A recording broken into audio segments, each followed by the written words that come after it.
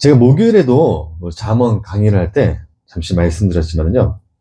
우리가 열심이라고 하면 자꾸 그 열심을 나눠요. 하나님의 열심과 나의 열심. 물론 이 둘은 나누어져야 하는 게 맞죠. 성경에서 인간의 열심을 가리켜서는 나를 위한 열심이기 때문에 성경에서는 죄라고 가르쳐요. 하나님의 열심은 선 그 자체이기 때문에 우리가 자꾸 그 열심, 그러니까 신앙생활을 할 때 신앙생활은 반드시 열심이라는 게 나올 수밖에 없거든요. 우리들의 일상생활에서도 열심이라는 게 나올 수밖에 없잖아요. 열심이 없는 사람은 없어요. 죽음을 각오한 사람들에게도 열심이라는 게 나온단 말이에요. 근데 우리가 그 열심을 자꾸 복음을 아는 사람들이, 말씀을 안다고 하는 사람들이 자꾸 하나님의 열심과 인간의 열심을 나누어서 생각을 해요. 하나님의 열심은 이러한 것들, 나의 열심은 이러한 것들. 그러니까 우리는 어떻게 해야 되냐면 나의 열심을 죽이고 하나님의 열심으로 살아야 된다. 말은 굉장히 좋죠. 말은 좋잖아요. 나의 열심은 죽이고 하나님의 열심으로 살아야 된다. 그럼 여쭤볼게요. 그런 분들에게. 하나님의 열심은 뭐고 인간의 열심은 뭐죠? 예를 들어가지고 하나님의 열심은 열심히 우리가 말씀을 읽고 교회를 나오고 기도를 하고 찬양을 하고 전도를 하는 건 하나님의 열심이고, 나의 열심은 늘 텔레비 보고 놀러 다니고 뭐 나를 위해서 하는 그런 즐거움들 있잖아요. 그걸 가리켜서는 나의 열심이라고 하는 겁니까? 하나님의 열심은 이런 것들, 우리의 열심은 이런 것들. 자, 그러면 밥 먹고 옷 입고 일상생활에서 하는 그런 운전도 하고 그런 열심들은 누구의 열심으로 쳐야 되는 거죠? 하나님의 열심으로 해야 되는 겁니까? 아니면 나의 열심으로 해야 되는 겁니까? 제가 이런 질문을 던진 이유가 자꾸 우리가 열심이라고 하면 복음을 안다고 하는 사람들이 그 열심을 이분법적으로 나누어서 생각을 해요. 그러다 보니까 열심도 어떻게 나누냐면 교회에서 생활해야 되는 열심이 따로 있고 이건 하나님의 열심인 거고 그 외의 것들은 다 나의 열심. 그래서 우리가 살면서 어떻게 하면 굉장히 힘들어요. 왜 나는 그렇게 못 살지? 나는 왜 그렇게 그런 삶을 못 살지? 근데 그 구약이라니까요. 구약 때는 그게 맞아요. 구약 때는 그렇게 설명하는 게 맞다고요. 하나님의 열심과 인간의 열심을 나눠서 성막 안에서 사는 거는 하나님의 열심, 성막 밖에서 생각하는 것은 인간의 열심, 이게 나눠지는 게 맞았다고요. 근데 그 일상생활에서도 하나님의 열심이 필요하니까 하나님이 모세에게 무엇을 줘요? 율법이란 걸 줘가지고 일상생활에서도 법이란 걸 줬단 말이에요. 그 열심 속에서 너네들이 살아야지 너네들이 하나님의 열심을 사는 게 되는 거야 라고 가르쳤어요. 그거는 구약의 삶이에요. 구약의 삶. 예수님이 오고 나서부터는 그 개념이 깨졌다고요. 하나님의 열심과 인간의 열심은 깨졌다고요. 그냥 우리들은 하나님의 열심으로 살아가게 돼요. 그래서 오신 분이 예수님이란 말이에요. 그 인간을 자꾸 그 삶 속에서도 하나님의 것과 내 것을 나눠놓고 구분을 해버리니까. 그래서 우리가 이 땅에 살면서도 어떻게 살아요? 자꾸 그 개념 예수 그리스도를 빼버리니까 그 예수 그리스도를 놓고 안 놓고의 차이는 단 하나예요. 하나님의 말씀을 하나로 보냐 아직도 이분법적으로 보냐 그 차이 하나란 말이에요. 근데 예수 그리스도를 우리가 안다라고 하면서도 하나님의 말씀을 자꾸 이분법적으로 나눠서 하나님이 하시는 열심, 인간이 하는 열심. 우리는 나의 열심은 죽이고 내가 원하는 내 소망 같은 내 희망, 나를 즐겁게 하는 것은 죽여야지만 우리가 하나님의 열심으로 산다. 이건 아니라니까요. 그 개념이. 우리가 예수 그리스도를 정말 알고 그 은혜를 안다면요. 내 삶이 곧 뭐예요? 하나님의 열심이라고요.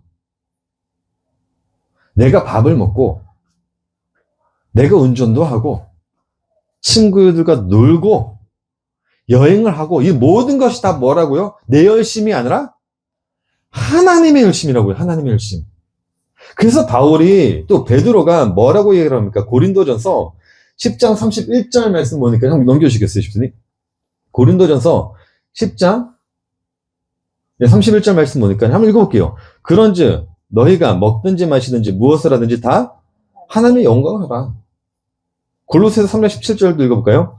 또 무엇을 하든지 말에나 일에나 다 주 예수의 이름으로 하고 그를 힘입어 하나님 아버지께 감사하라. 무엇을 하든지 그냥 우리가 무엇을 하든지 다 우리 뭐를 위해서 하는 거예요? 그냥 하나님과 함께 하는 거. 여기서 하나님을 위해서 하라는 것은 그냥 네 삶 자체가 하나님께 드려진 삶으로 여겨라 이런 거예요. 그냥 베드로전서 4장 11절에서도 베드로가 뭐라고 하죠?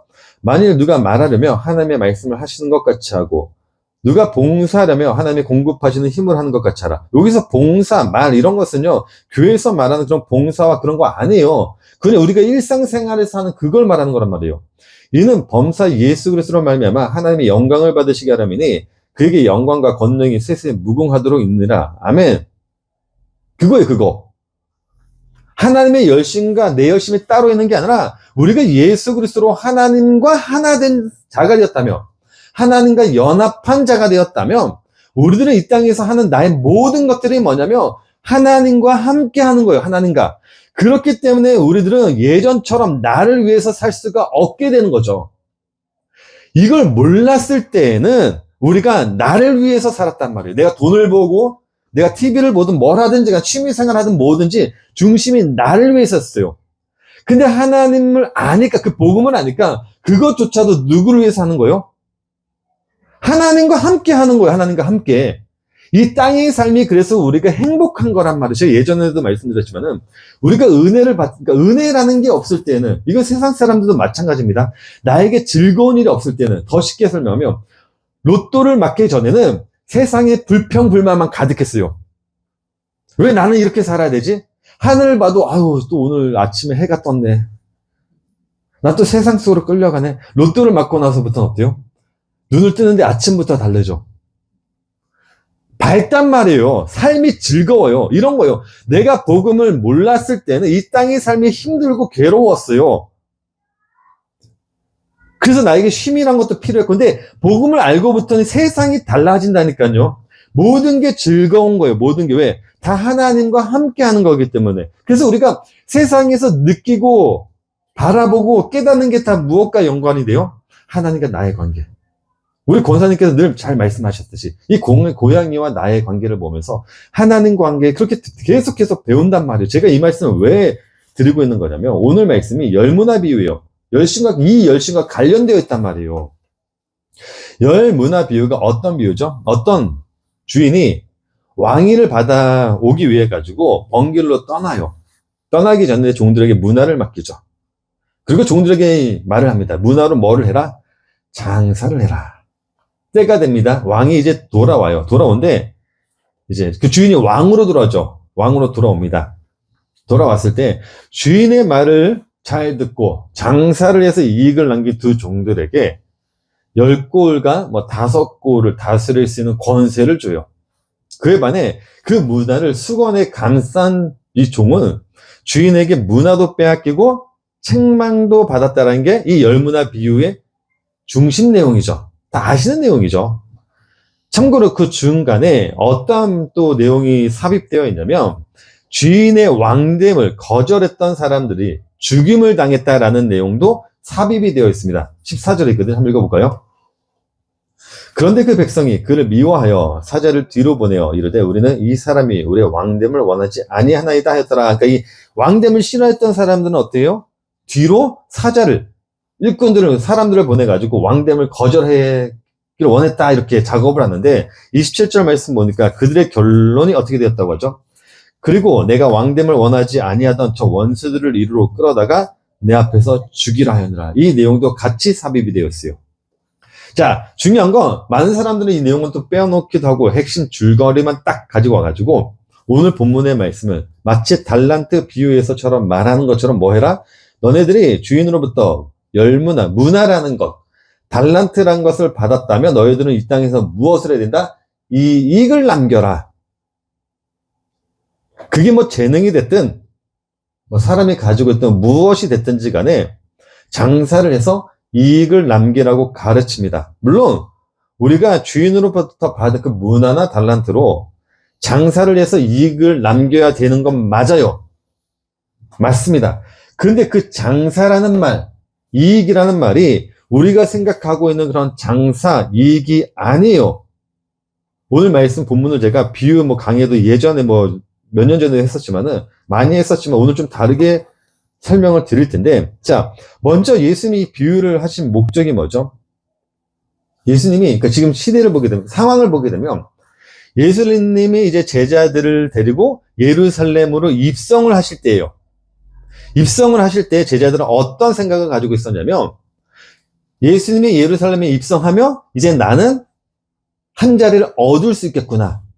우리나라는 로마의 압제로부터 벗어날 수 있겠구나라는 생각을 가지고 있었어요. 무엇보다도 갈 때 예수님이 그래요. 나를 따르려고는 모든 것을 다 버리고 따라와야지 된다라고 말씀을 하셨어요. 그러자 베드로가 한 말이 누가복음 18장 28절 말씀 보게 되면 베드로가 뭐라고 그러죠? 주여, 우리는 우리가 가진 모든 것을 다 버리고 주를 따랐습니다 라고 고백을 했단 말이에요. 그러니까 이들은 예수님과 같이 예루살렘에 입성하면 모든 것을 다 버렸으니까 분명히 그가 왕자리에 앉으면 내가 한 자리를 얻을 수 있을 거야. 그걸 예수님이 알고 계셨어요. 알고 있었기 때문에 해주신 비유가 오늘 이 열문화 비유예요. 자, 11절 말씀 보니까 오늘 본문이죠. 그들이 이 말씀을 듣고 있을 때 비유를 더하여 말씀하시니 이는 자기가 예루살렘에 가까이 오셨고 그들은 하나님의 나라가 당장에 나타날 줄로 생각함이다 라고 했으면서 해주신 비유가 오늘 이 열문화 비유란 말이에요. 자, 그렇다면 열문화 비유는 어떤 게 숨어 있는 거냐면 인간이 가지고 있었던, 그들이 가지고 있었던 가치관, 생각, 그것을 부수는 비유가 이 열문화 비유예요. 단순히 너희들 내가 준 문화로 장사를 해서 이익을 남겨, 이게 아니라 달란트 비유도 마찬가지예요. 이 내용이 아니라 그들이 가지고 있었던 세상의 그 욕심들, 자기를 끝까지 놓지 못하고 있는 것을 부수는 게 이 열문화 비유란 말이에요.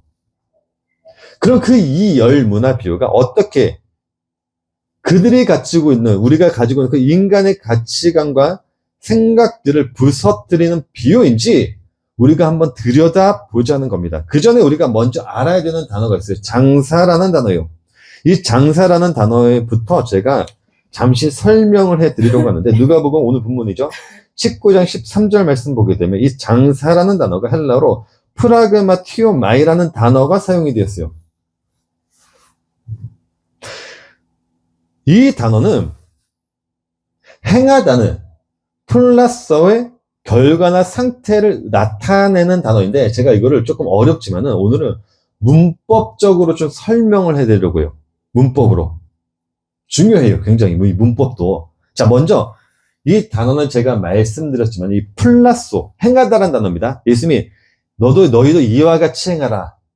성경 보면 너희도 이렇게 행하라라고 하는 게 다 플라소라는 단어가 사용이 돼요.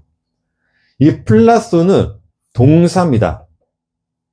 이거를 명사로 바꾸면 프라그마라고 해요.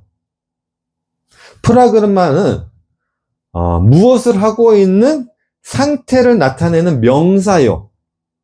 예를 들어가지고 어떤 사람이 선한 일을 하고 있으면 그것을 나타내는 상태를 의미하는 게 프라그마라는 명사예요. 악한 일을 하고 있으면 악한 일을 하고 있는 상태를 나타내는 명사. 자, 그런데 이 프라그마라는 이 명사는 성경에서 보통 완료된 사건을 가리킬 때 많이 사용되는 단어예요. 예를 들어 누가복음 1장 1절 말씀을 보게 되면요. 누가가 그의 복음서의 문을 열 때 예수님의 사건을 이미 완료된 것으로 문을 열 때 사용된 단어가 이 프라그마라는 단어예요. 우리 중에 이루어진 사실에 대하여, 이거는 완료된 사실이에요. 앞으로 완료될 것에 대해 설명하는 게 아니라 이미 완료된 것을 설명하는 게 뭐라고요? 누가복음이라고요. 그렇기 때문에 누가복음은 처음부터 끝까지 완성된 사건을 기록한 책이에요. 앞으로 예수님이 이러한 일들을 행하시면서 이거를 완성하실 거야. 미래형이 아닌 이미 완료된 사건에 대해서 기록한 게 누가복음이라고요. 이걸 갖고 프라그마라고 해요. 이걸 동사로 바꾸면 플라소, 행하다라고 이야기를 해요. 여기까지 이해가 되시죠? 어렵지 않죠? 자, 여기에다 헬라어 접사 에오우나 에오마이를 붙이면요. 어떻게 되냐면 동사가 되는데 이거는 어떤 대상이 하는 일을 나타내는 동사로 바뀌어요. 좀 어렵죠? 좀 쉽게 설명드릴게요. 왕이라는 단어가 있어요. 왕. 왕이 헬라어로 바실류스라고 해요. 근데 이 단어에 이 에오나 에오마이라는 접사를 딱 붙이면 왕이 돼서 왕이 해야 되는 그 일을 나타내는 동사로 바뀐다는 거예요. 즉 왕이 해야 되는 그 일을 왕이 하다라고 바뀌어요. 만약 군인이라는 이 스트라티오토테스라는 이 군이라는 단어에 이 에오마이를 붙이면 군인이 해야 되는 그 일을 하다가 돼요. 이 프라그마에다가 접사 에오나 에오마이를 붙이면 동사로 다시 뜻이 바뀐다고 했어요. 그 동사로 바뀌는 뜻은 어떤 사람이 하고 있는 일을 하다가 돼요. 그 일을 하다. 학생에다가 이 에오마이를 붙이면 학생이 해야 하는 일을 하다 이렇게 뜻이 바뀐다는 거예요. 자, 그런데 오늘 본문에 사용된 장사라는 단어가 행하다는 동사 플러스의 명사형인 비프라그에다가 한번 다시 누가복음 19장 13절로 한번 다시 한번 봐주시겠어요? 앞으로 가게 되면 예, 이 프라그마 여기 이게 프라그마 여기 딱 떼면 프라그마라는데 이 프라그마에다가 이 에오마이를 붙인 동사예요. 자, 그럼 뜻이 어떻게 되죠? 어떠한 일을 하다. 그쵸? 근데 그 앞에 어떤 명사가 붙어요? 종이라는 명사가 붙어 있죠. 종이란 말이에요. 자, 그러면 이 오늘 본문에 사용된 이 프라그마티오마이는 어떤 단어냐면 종이 해야 되는 일을 하다가 돼요. 그쵸? 이해가 되죠? 여기까지? 요데 여기서 조금 더 제가 설명을 드릴 거예요. 좀 어렵더라도 잘 이해를 하셔야 돼요. 그게 뭐냐면 프라그마티오마이라는 단어가 이 프라그마라는 명사의 접사 에오나 에오마이를 붙였다고 해서 명사가 아니라 동사가 된다고 했죠. 그러니까 플러스와 이 프라그마티오마이는 동사예요. 똑같은 동사인데 다시 플러스도 동사인데 여기서 명사가 프라그마죠. 뜻은 같아요. 여기 에오마이를 붙이면 다시 동사로 바뀌어요. 그러니까 결국 이 플라그티오마이는 결국 플라소와 같은 동사의 성격을 가지고 있어요. 이해가 되죠? 같은 동사란 말이에요. 뜻이 하나의 플라소에서 나왔기 때문에 명사가 동사로 바뀌었다고 해서 뜻이 달라지지 아니에요. 같은 뜻을 가지고 있는데 중요한 건 이 플라소라는 동사는 직접적인 행위를 의미하는 동사예요. 직접적인 행위. 근데 플러스에서 이 에오마이를 붙인 이 플라그마티오마이라는 동사는 직접적인 행위보다는 과정이나 수행 자체의 의미를 둔 동사예요. 의미가 약간 바뀌어요. 이게 오늘 본문을 푸는 키포인트예요. 굉장히 중요합니다. 키포인트 이게 중요해요. 자, 그런데 중요한 게 이게 오늘 본문에서 이 플라그마티오마이라는 동사가 명령형으로 사용됐다는 거예요. 명령형. 그래서 동사, 플러스처럼 동사를 나타내는 게 아니라 명령형으로 사용됐어요. 자, 그렇다면 의미가 어떻게 바뀌냐면 그 일을 할 때, 어떤 일을 할 때 책임을 지고 확실하게 돼야라는 의미로 바뀌어요. 지속성이 아니라 단회성으로 바뀐다는 거예요. 쉽게 말하면 두 번 손가게 하지 마로 바뀌어요. 한 번에 끝내라는 거예요. 여기까지 이해가 되셨죠? 어렵지 않죠? 자, 그럼 이쯤에서 제가 저번 주에서 배운 것을 다시 가지고 와서 첨가해가지고 오늘 본문과 다시 연결을 시켜드릴게요. 자, 성경에서, 우리가 저번에 들은 말씀입니다. 성경에서 우리가 누군가로부터 무엇인가를 받았다라는 그 소유의 개념은 어떤 개념이라고 했죠? 성경에서 말하는 나에게 준 자의 모든 것이 담겨져 있다는 의미가 성경에서 말하는 누군가로부터 받은 개념이라고 했죠. 예를 들어가지고 세상이 나에게 무엇인가를 줘서 내가 세상으로부터 무엇인가를 받았다며 내 안에는 내가 받은 그것 안에는 무엇이 담겨져 있다고 했죠? 세상의 것이 담겨져 있다고 했죠. 예를 들어 내가 결혼을 했어요. 그래서 축의금이 이렇게 딱 들어왔어요. 좋아요. 받을 때는. 그 속에 뭐가 들었죠? 너 똑같이 줘야 돼. 내가 10만 원을 받았으면 그 사람이 결혼하면 얼마 줘야 돼요? 10만 원. 이게 세상의 논리예요. 내가 세상의 것으로 받았기 때문에 그 안에는 뭐가 있냐면 세상의 것이 담겨져 있어요. 자, 내가 열심히 공부를 했습니다. 그래서 정말 좋은 회사에 취직을 했어요. 그 속에 뭐가 들어있어요? 내가 너를 돈을 주고 뽑았으니까 너는 뭐 해라? 내가 준 만큼 뭐 해라? 너는 일해야 된다. 이게 세상이 나에게 준 소유의 개념이에요. 내가 가지고 있는 소유의 개념. 자, 그럼 오늘 본문으로 들어가게 되면요. 주인이 종에게 문화를 줬대요. 그럼 그 문화에는 무엇이 담겨져 있죠? 주인이 원하는 어떠한 주인의 것이 담겨져 있죠. 주인의 것. 자, 그러면 주인이 담겨져 있는 그 주인의 것이라는 게 뭘까요?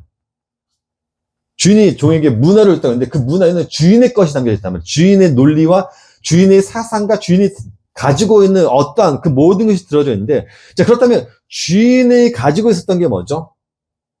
열문화 속에 들어져 있던 주인이 가지고 있었던 것. 그게 뭐였죠? 열문화 우리가 안 읽어서 그래. 읽어봐야 되는데. 자, 누가복음 19장 14절 볼게요. 그게 뭔지. 그런데 그 백성이 그를 미워하여 사자를 뒤로 보내요. 주인이 가지고 있었던 게 뭐래요? 세상 사람들이 싫어했던 것. 그쵸? 주인이 가지고 있었던 건 뭐냐면 이 백성들이 싫어했던 것을 주인이 가지고 있었어요. 그러니까 백성들이 이 주인이 왕이 돼가지고 오는 것을 뭐 한 거죠? 거절한 거잖아요. 싫어했던 거잖아요. 백성들에게 있어서 이 주인은요, 싫은 존재예요. 그러니까 주인이 종에게 줬다는 건 뭐냐면 백성들이 싫어하는 걸 준 게 문화예요. 그게 뭐죠? 백성들이 싫어할 만한 것이 뭐죠? 그들을 폭로하는 것. 그들이 세워놨던 모든 것을 부수는 것. 예수님이 이 땅에 오셨단 말이에요. 하나님의 것을 가지고 왔어요. 그리고 백성들에게 줬습니다. 백성들이 싫어해요. 예수님이 왕됨을 싫어해요. 왜? 자기네 것들을 폭로하기 때문에. 내가 지금까지 쌓아 올려왔던 모든 것들을 다 부서뜨리고 있기 때문에. 그래서 바리새인들이 예수님을 죽이려고 했던 거 아닌가요? 내가 가지고 있던 모든 것을 폭로하니까, 부서뜨리니까 예수님을 죽이려 했던 거 아닌가요? 같은 논리라는 거예요. 이 주인은 백성들이 싫어한 걸 가지고 있었습니다. 그래서 이 자가 왕이 되어서 돌아오면 안 돼요. 그래서 뒤로 무엇을 보내면 사자까지 보냈다니까요. 왕 되지 못하게 해달라고. 그걸 종들에게 준 겁니다. 그걸 또 다른 말로 우리들은 예수님의 섬김이라고 해요. 주인이 종에게 문화를 줘서 장사라고 했던 그 장사는 결국 뭐냐면 내가 백성을 섬겼던 것처럼 너희들도 뭐 해라는 거예요? 그들을 섬기라는 거예요. 섬기라는 게 뭐라고요? 발 닦아주고 그들이 말하는 네네 이게 아니라 뭐 하라고요? 성경에서 말하는 섬기는 단어가 뭐라고요? 그들이 가지고 있는 것들을 폭로하는 거라고요. 드러내는 거라고요. 반박하라는 거예요. 논증하라는 거죠. 그래서 잠언에 우리가 봤듯이 뭐래요? 때로는 뭐 해도 된다? 싸워야 된다고요. 때로는. 그게 종이 해야 되는 일이에요. 일. 근데 그래서 어떻게 하래요? 오늘 본문으로 다시 돌아왔더니 어떻게 하래요? 지속적으로 하지 말고 단회적으로 하는 거예요. 단회적으로. 2번 손 가지 말게 하는 거냐. 한 번에 하는 거. 한 번에. 한 번에. 근데 이렇게 말하니까 굉장히 부담되잖아요. 나라는 존재가 나조차도 섬기지 못하는데 내가 다른 사람을 확실하게 섬긴다? 이것처럼 말이 안 되는 일은 없어요. 그래서 이걸 다시 설명해 드려볼게요. 그래서 예수님이 오늘 본문에 장사라는 단어를 쓰실 때 이 플라소라는 단어를 쓰지 않고 플라그마티오마이라는 이 단어를 쓴 데는 이유가 있다는 거예요. 플라소나 플라그마티오마이는 같이 쓸 수가 있어요. 장사라는 단어를 플라소로 쓸 수도 있는데 예수님이 굳이 이 플라소라는 단어를 쓰지 않고 이 플라그티오마이라는 단어를 쓴 데는 이유가 있다는 거예요. 왜? 플라소는 제가 말씀드렸듯이 직접적인 행위에 초점을 둔 동사예요. 직접적으로. 근데 이 플라그티오마이라는 이 단어에는 뭐가 들어있다고요? 결과보다는 과정에 초점을 둔 동사라고요. 과정에. 결과가 아니에요. 과정에 초점을 해서 행하도는 플러스는 결과에 초점이 있다고요. 이 장사라는 플러그 투 마인드는 결과가 아니라 과정에 초점이 있다고요. 자, 그렇다면 예수님이 말씀하신 이 장사라는 건 결국 뭘 말한다는 거죠? 우리들에게 결과를 요구한 장사가 아니라 과정에 초점을 둔 장사라는 거죠. 과정이 중요해요. 너 장사에서 이익을 내. 이익을 내지 못하면 내가 너를 쫓아낼 거야. 너를 책망할 거야. 이게 아니에요. 많은 사람들이 가르치는 것처럼 너희들 달란트를 받았어? 그럼 장사해서 이익을 남겨야지. 이게 아니라 초점이 어디냐면 과정에 있다는 거예요. 과정. 왜? 결과는 누가 내는 거기 때문에 하나님이 내는 거예요. 결과는. 결과는 이미 완료가 됐다니까요. 그래서 누가 또 처음에 설명할 때 이 플라그 말을 어떻게 사용했다고요? 완료로 설명했다고요. 완성 속에 우리는 그 과정 속에 있는 자예요. 오늘 본문도 한번 잘 들여다보세요. 분명 백성들이 주인이 왕 되어서 돌아오는 걸 싫어한다고 했습니다. 그래서 그들이 어떻게까지 했대요? 뒤로 사자까지 보냈대요. 왕이 되어 돌아오지 못하게 뒷거리까지 했다고 합니다. 근데 결국에는 어떻게 됐대요? 주인은 그냥 왕이 되어서 돌아왔어요. 그 결과는 누가 낸다라고요? 주인이 내는 거예요. 주인이. 내가 내는 게 아니라 주인이 내는 겁니다. 그에 반해 종들은 그 속에서 무엇만 하고 있으면 돼요? 그 결론 속에서 주인이 하고 있었던 그 일만 하면 되는 거예요. 그냥. 내가 내는 게 아니니까. 그러다가 주인이 딱 돌아오면 우리는 무엇만 받는 거죠? 주인이 결과를 받아냈으니까 그 결과에 대한 그 대가를 우리는 그냥 받기만 하면 되는 거예요. 10골 다스리면 되는 거고 5골을 다스리기만 하면 되는 거예요. 그에 반해 주인의 일을 하지 않고 백성이 싫어하는 그 일을 하지 않은 그 종, 그 문화를 수건에 감쌌던 그 종은 문화도 빼앗기고 꾸중도 듣게 되는 거예요. 이게 바로 성경에서 말하는 열심이라는 거예요. 열심. 하나님의 열심과 내 열심을 구분하면서 사는 걸 그렇게 열심이라는 게 아니라 그건 뭐죠? 하나님이 주인이 준 그 문화를 내 생각에 의해서 수건으로 감싸버리고 숨겨버린 게 내 열심인 거예요. 그게 내 열심이라고요.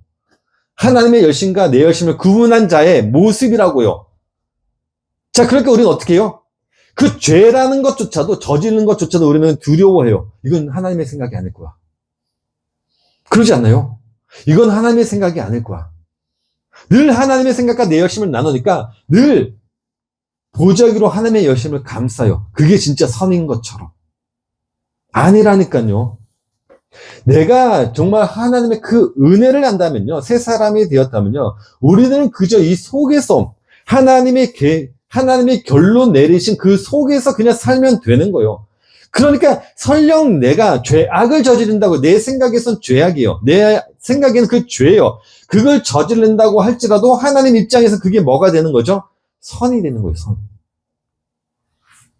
이게 바로 열문화에서 설명하려고 하는 핵심입니다. 그 열심인 거예요. 단순히 주님, 내가 주님을 위해서 내 모든 것을 버렸어요. 누구 열심이죠? 내 열심이잖아요. 내 열심. 내가 버리고 내가 예수님을 쫓았으니까 내 열심이란 말이에요. 근데 진짜 버렸나요? 아니죠. 그 속에 무엇이 담겨져 있어요? 내가 한 자리라도 얻을 수 있겠지. 내가 하나님의 말씀 속에 있으면 그 버리는 것조차도 내가 버리는 게 아니죠. 어떻게 되는 거죠? 버리든 말든 상관이 없어요. 그 못 버린다고 해서 우리가 예수님 제자 못 됩니까? 하나님이 요구하는 건 그걸 요구하는 게 아니라니까요. 자꾸 하나님의 열심과 내 열심을 나누니까 거기에 대한 합당한 내 몫을 주세요라고 하나님에게 계속해서 끊임없이 요구하는 게 내 열심인 거예요. 내 열심. 하나님의 열심과 내 열심을 나눈 그 결과 그걸 예수님께서 열문화 비유로 지금 부수고 있는 거죠. 그냥 나로 말미암아 그냥 열심히 사는 게 그게 내 열심이라는 것을. 그러니까 우리들이 정말로 예수 그리스도로 새 사람이 되었다면 그 복음을 안다면 말씀한다면요. 내 안에 정말 하나님의 열심이 그 말씀이 있다면 우리들은 이 땅에서 예수님이 가져다 주실 그 결과 속에서 그 결과 안에서 그 복음 안에서 살고 있으면 되는 거예요. 근데 이것도 우리 마음대로 생각하지 마시고 그걸 알기 때문에 우리는 뭐 한다고요? 내가 어떻게 그렇게 살 수 있겠냐고요. 나를 위해서 살 수 있겠냐고요. 그걸 꼭 같이 생각하셔서 가지고 가시면 되는 거예요. 잠시 기도하러 하겠습니다. 하나님,